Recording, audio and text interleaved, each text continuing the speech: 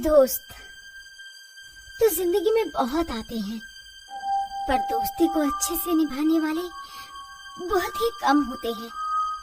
एक ऐसा ही दोस्त मेरा भी था, रोहन। अगर वो नहीं होता तो आज मैं जिंदा नहीं होती।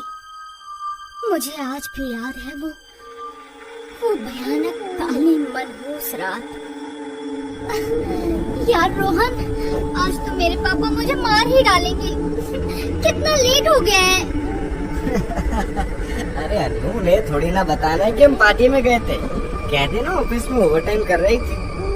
रोहन भले ही कुछ भी कहता, पर मैं टेंशन में थी और इसी के चलते मैंने उससे शॉर्टकट लेने की जिद की। उसने अपने फोन में जीपीएस ऑन किया और हम एक सुनसान रास्ते पर उतर गए। मेरे पापा मुझसे बचपन से ही कहते थे कि शॉर्टकट आपको मुसीबतों के सिवा कहीं और नहीं पहुंचाएगा। उनकी ये बात उस दिन सच होने वाली थी। आप तो खुश हो ना मैडम? अगर कोई और भी ऑर्डर हो तो बता दो। फिलहाल तो तुम अपनी नजर रोड पर रखो।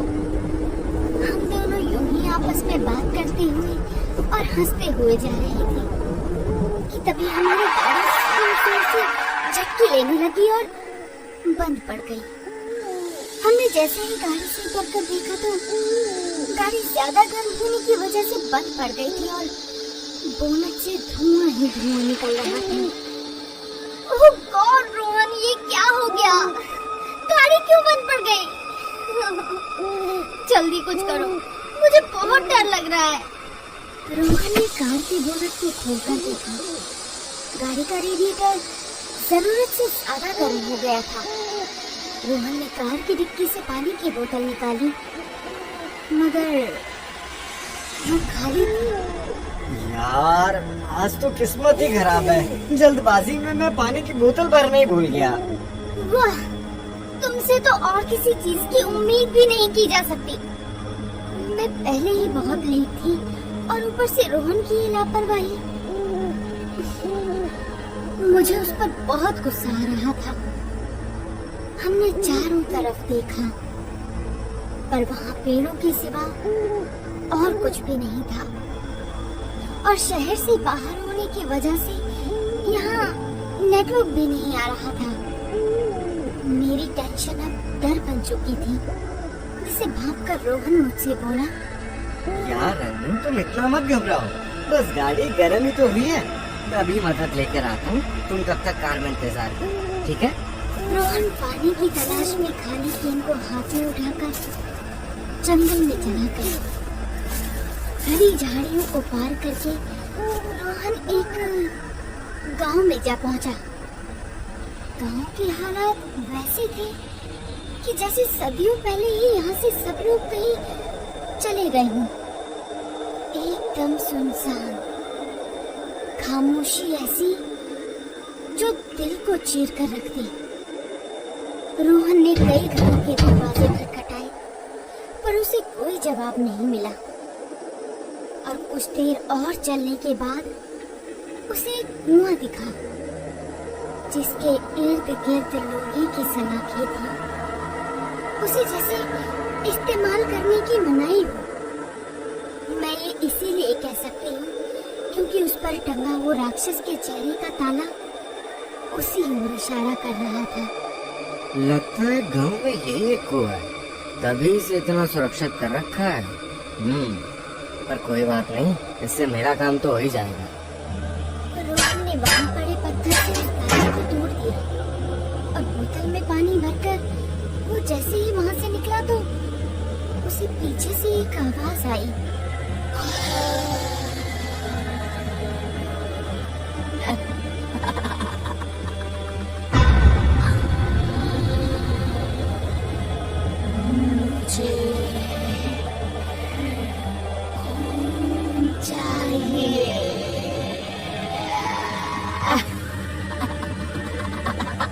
शायद ये रोहन का कोई धन होगा।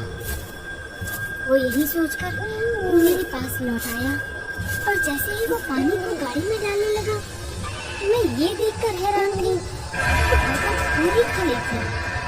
उसमें एक बूंद भी पानी नहीं था। उसने बोतल को जमीन पर रखकर मुझे गांव के बारे में सारी बात बताई।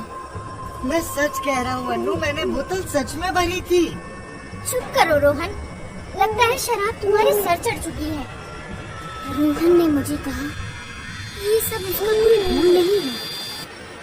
मैंने रोहन की बात मानकर उससे कहा कि इस बार हम दोनों साथ जाकर पानी लेकर आते हैं। रोहन मेरी बात मानकर मुझे उसी कुएं के पास ले गया। लो, अब देख लिया ना, मैं तुमसे कुएं के बारे में सच ही कह रहा था। अच्छा बाबा ठीक है, इस बार मैं पानी निकालती हूँ। मैंने कुएं में बाल्टी डाली, पर जैसे ही मैं बाल्टी को ऊपर खींचने लगी, मुझे लगा कि कोई बाल्टी को कुएं के नीचे से खींच रहा है। मैं अपने ही आप कुएं की ओर बढ़ने लगी और मैंने देखा जैसे नीचे कोई औरत बैठे हुए मुझे अपने पास बुला रही है। मैं नीचे गिरने ही वाली थी कि रोहन ने मुझे पकड़कर पीछे की ओर खींच लिया। तुम्हारा दिमाग तो खराब नहीं हो गया है? ये तुम क्या कर रही थी? ये अभी क्या हो रहा था रोहन? नीचे कुएं में कोई औरत है। अब तुम फालतू की बातें करना बंद करो। कोई औरत नहीं है, पानी में तुमने अपनी खुद की परछाई देखी होगी। देखो नीचे जरूर कुछ है।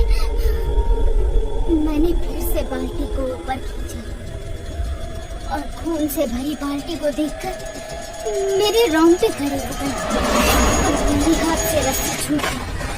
क्या हुआ अनु? खून! रोहन, बाल्टी में खून है। रोहन ने जैसे ही कुएं में झांक कर देखा तो एक खून का फव्वारा बाहर आया, जिसकी वजह से चारों ओर बस खून ही खून था। हम खून से सने थर-थर कांप रहे थे। तभी फव्वारे के बीच में से एक चुड़ैल हमारे सामने आ गई, जिसके हाथ पैर मुंह से खून बुरी तरह से बह रहा था।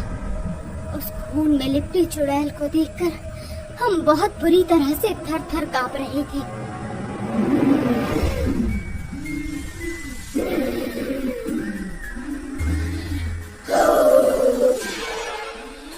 मुझे खून की प्यास है। मुझे तुम दोनों का खून चाहिए।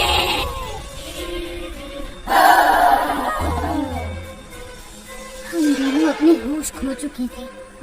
चुड़ैल ने अपनी शक्ति से पानी की जंजीर बनाई और उसे हमारी तरफ फेंकते हुए बोली,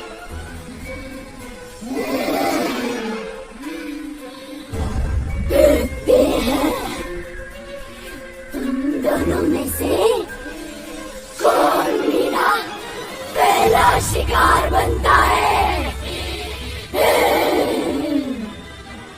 मैं ज्यादा ना सोचते हुए रोहन को धक्का देकर खुद जंजीर के सामने आ गई, जिससे चुड़ैल ने मुझे जंजीर में कैद कर लिया। अनु नहीं, ये तुमने क्या किया? ऐसे मेरा मन तो आज उस हट्टे कट्टे लड़के को खाने का कर रहा था, पर कोई बात नहीं, ये लड़की भी चलेगी। चुड़ैल ने मुझे जंजीर से पकड़कर अपनी ओर खींचा। चुड़ैल ने कहा कि वो कई सालों से इसी कुएं में कैद है और उसकी प्यास अभी कभी नहीं मिटी। इसके बाद उसने अपने दांत मेरी गर्दन में गाड़े और पिशाच की तरह मेरी नसों से खून को चूसने लगी। काश मैं तुम्हें किसी तरह बचा सकता।